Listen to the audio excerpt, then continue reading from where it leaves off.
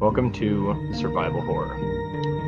In honor of Resident Evil's 25th anniversary, I've decided to present their primary monster and, in general, the series' antagonists, the B.O.W.s.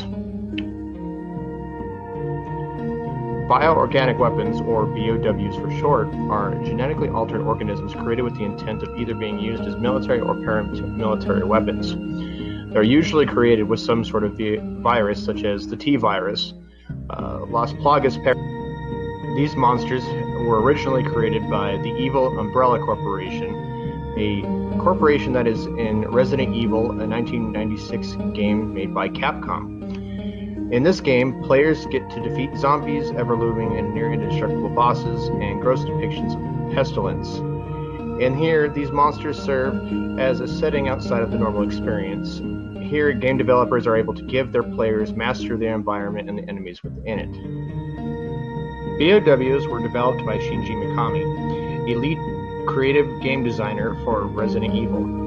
He was inspired by George A. Romero's Night of the Living Dead to use his zombies. Mikami made his own twist, and rather than creating the unliving dead, Mikami originated his zombies from the direct result of biological experiments with the T virus from the Umbrella Corporation, a gene-modifying serum that would turn its victims into monsters. Among zombies, there are other animal-based B.O.W.s in Resident Evil that compound on Reed's rhetorical theme of the corruption of nature.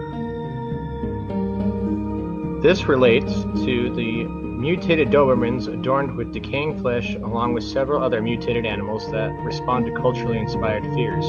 Examples include giant tarantulas, snakes, and science experiments gone wrong that play off their respective phobias.